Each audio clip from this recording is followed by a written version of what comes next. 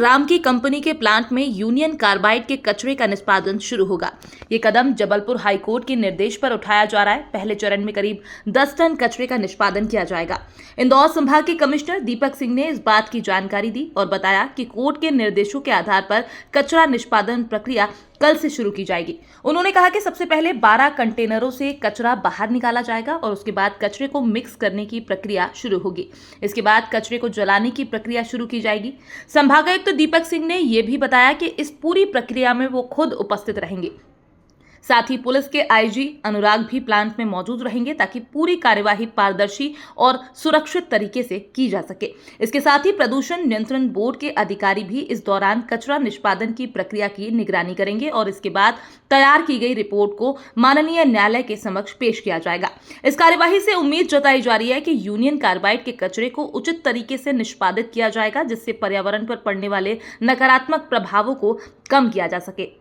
आज honourable supreme court में जो याचिका लगी थी उसको ऑनरेबल सुप्रीम कोर्ट ने निराकृत किया है और ये कहा है कि जब ऑनरेबल हाई कोर्ट जबलपुर में पिटीशन ऑलरेडी चल रही है वहाँ पक्षकार अपना पक्ष प्रस्तुत कर सकते हैं। ऑनरेबल हाई कोर्ट जबलपुर ने पिछले पेशी में ये निर्देश ऑलरेडी जारी कर चुके हैं कि यहाँ पर प्रक्रिया शुरू कर ली जाए कचरा निष्पादन के, तो उस निर्देश का पालन हम लोग सुनिश्चित कर रहे हैं और आज वहाँ पर कंटेनर खोले जाएंगे, कचरों की मिक्सिंग की जाएगी।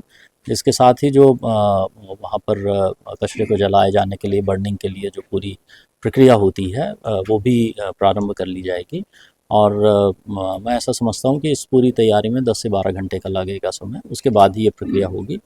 और मैं लोगों को ये आश्वस्त करना चाहता हूँ कि पूरी प्रक्रिया बहुत ही सेफ़ है, सिक्योर है।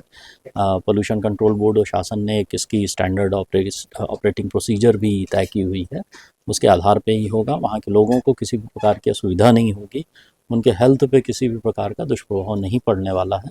मॉनिटरिंग की पूरी व्यवस्था है और हम लोग ये सुनिश्चित करेंगे कि वहाँ के लोगों को कोई तकलीफ ना हो। पहले फेज में कितना कचरा होगा? पहले 10 मेट्रिक टन होना है, उसकी रिपोर्ट तैयार होगी, फिर 10 का है, फिर थर्ड 10 का है। इस तरह से 10-10 मेट्रिक टन के 3 बार टेस्टिंग होगी, उसकी सारी रिपोर्ट्स ऑनरेबल हाई कोर्ट में प्रस्तुत की जाएगी और फिर ये प्रक्रिया सतत चलेगी। जो संवाद चल रहा था लंबे समय से, लंबे समय तक हम लोगों ने लोगों से बात की, क्योंकि इसको लेके पहले लोगों में बहुत सारे कन्फ्यूज़न थे, प्रश्न थे, कुछ आंदोलन वगैरह भी हुए थे। हमने वो सारे प्रश्नों के उत्तर वैज्ञानिक तरीके से तैयार किए, फिर हमने बहुत सारे टीचर्स तैयार किए जो इस बात को लेके वहाँ के लोगों के बीच में, जनप्रतिनिधियों के साथ, स्कूल कॉलेज स्टूडेंट्स के साथ, इंडस्ट्री के लोगों के साथ उन्होंने संवाद किया, उनको बताया और उस पूरी प्रक्रिया उनको बता के हम लोगों ने उनको ये विश्वास पैदा किया कि ये पूरी प्रोसेस सेफ़ है और वास्तव में इस पूरी प्रक्रिया में किसी को किसी प्रकार का हेल्थ रिलेटेड इशू नहीं होगा या कोई परेशानी नहीं होगी। इसके लिए प्रशासन पूरी तरह से सजगता से काम कर रहा है।